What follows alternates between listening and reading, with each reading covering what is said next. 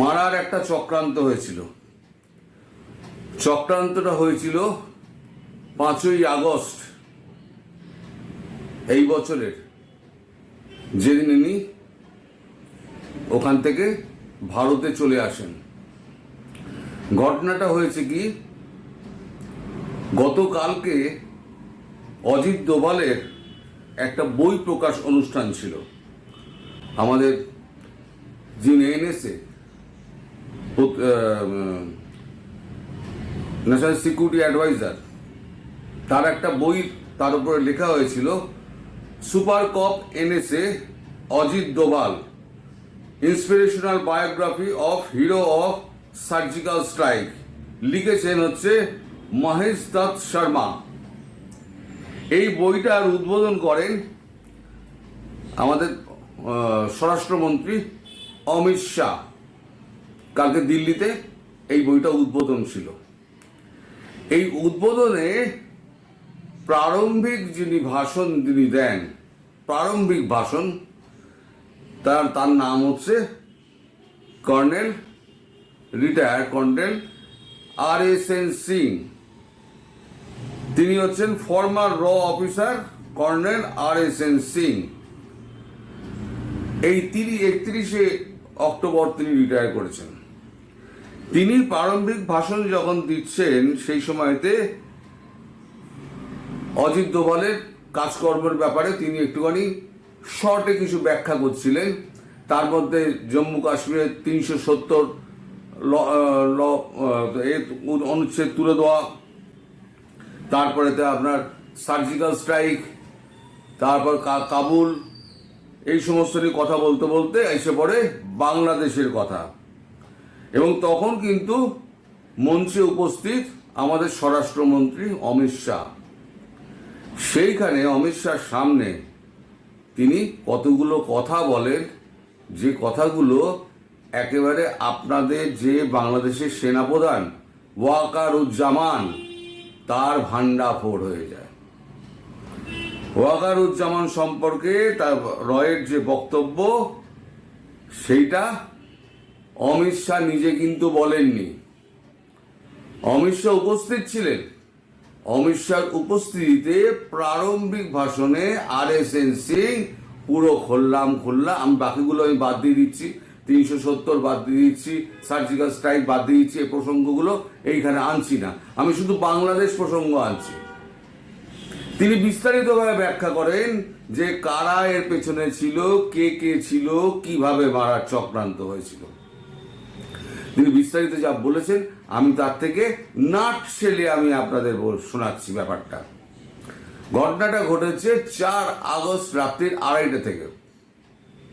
আমি বরাবরই আমি আপনাদের বলছিলাম 4 আগস্ট রাত্রি 2:30 থেকে 5 আগস্ট দুপুর 2:30 পর্যন্ত, 3:30 পর্যন্ত কি কি হয়েছে আমি সব জানি।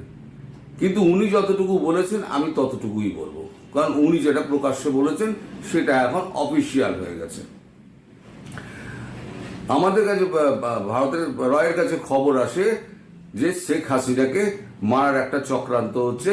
6 তারিখে যে মিছিলটা ছিল, সেই মিছিলটা 5 তারিখে এগিয়ে আনা হয়েছে। এই মিছিলটার আয়োজন করেছিল মাহফুজ আলম।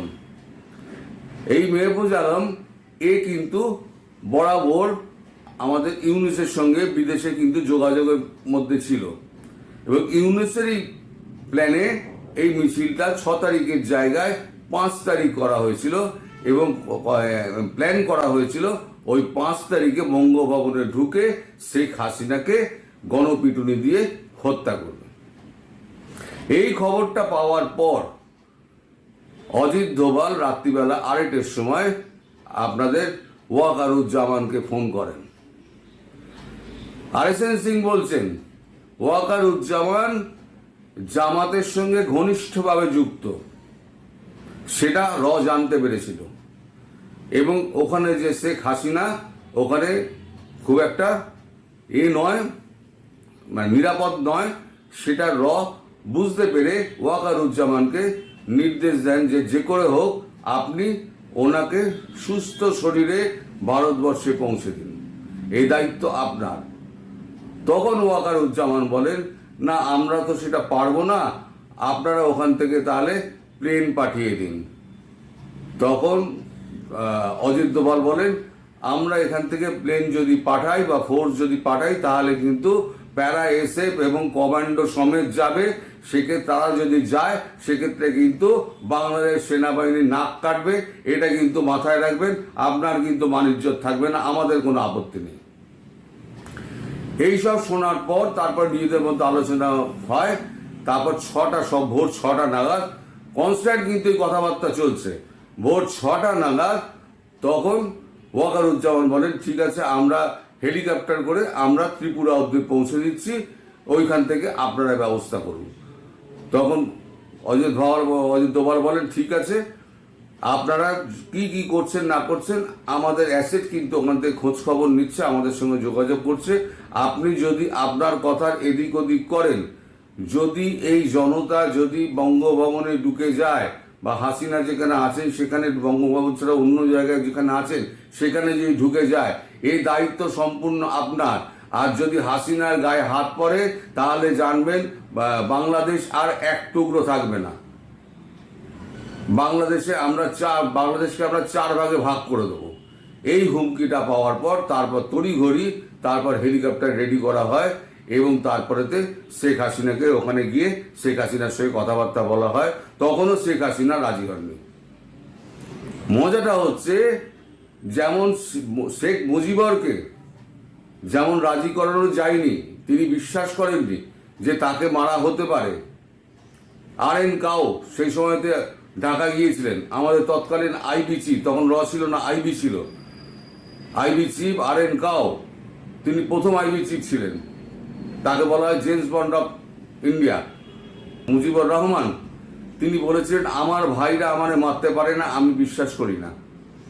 অনেক চেষ্টা করেও তাকে বাঁচানো যায়নি, তিনি সেই ভাইদের হাতেই খুন হয়েছিলেন। তার মেয়ে শেখ হাসিনা সেই একই ভুল করছিলেন, তিনি বলেছিলেন, না আমার এখানে SSF আছে, আমার এখানে কেউ ঢুকতে পারবে না। এদিকে তখন জনতা কিন্তু ওই মাহফুজ আলমের নেতৃত্বে কিন্তু ছাত্র জনতা তখন কিন্তু এগিয়ে আসছে জাস্ট 2.5 কিলোমিটার তখন দূরে। সেই সময়তে আমাদের অজিত দোভাল যোগাযোগ করেন একেবারে সরাসরি সজীব ওয়াজেদ জয় তার ছেলের সঙ্গে। তার ছেলেকে ফোন করে বিস্তারিত সমস্ত কিছু বলেন যে ওখানে থেকে যদি আপনার মাকে সরানো না হয় তিনি ওখানে মারা যাবেন, তার কিন্তু প্রাণের আশঙ্কা রয়েছে। তখন সজীব ওয়াজেদ জয় তখন কথা বলেন হচ্ছে শেখ হাসিনাকে। তখন শেখ হাসিনা রাজি হন একেবারে শেষ মুহূর্তে, যখন তিনি 3টে সুটকেস ছাড়া আর কিছু নিতে পারেননি। তারপর বাকি গল্পটা তো আপনারা সমস্ত কিছু জানেন। এই যে ওয়াকারুজ্জামান, তার যে নেটওয়ার্ক সেটা হচ্ছে পুরো জামাতি নেটওয়ার্ক। এবং RSN সিং তিনি বলছেন যে বরাবরই জামাতের হয়ে কাজ করেন কিন্তু এই সেনাপ্রধান ওয়াকারুজ্জামানকে প্রথমে ভারত বিশ্বাস করেছিল। উনি বলেছিলেন, না, জামাতকে কোনোভাবেই আমরা ক্ষমতার মধ্যে আসতে দেব না। কিন্তু যখন শেখ হাসিনা হস্তান্তর হয়েছে, শেখ হাসিনা যখন চলে এলেন, তারপরে কিন্তু ভারত একটু আধটু বিশ্বাস করতে শুরু করেছিল ওয়াকারুজ্জামানকে। কিন্তু তারপরে আর ভারত তাকে আর বিশ্বাস করছে না। কারণ এই ওয়াকারুজ্জামানের নেতৃত্বেই তার অফিসারেরা এখন চট্টগ্রামে এখন মাৎসন্যায় চালাচ্ছে, একেবারে মানে বেছে বেছে সমস্ত হিন্দুদের বাড়িঘর লুট করা এবং তাদেরকে সমস্ত কিলিং মেশিন দিয়ে শেষ করা। সমস্ত সিসি ক্যামেরাগুলোকে ভেঙে দিয়ে যাতে বোঝা না যায়, গিয়ে টোটাল মারা গিয়েছে আমাদের এজেন্সির খবর অনুযায়ী 113 জন, আহত হয়েছেন 650-র বেশি, এবং ঘরে চিকিৎসা হচ্ছে তো আরো বহু। মানে এইরকম অত্যাচার করেছেন। এরপরে আর ভারতবর্ষ চুপ করে থাকে কি করে?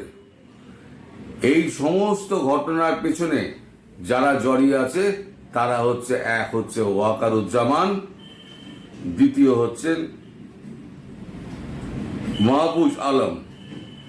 মাহফুজ আলম।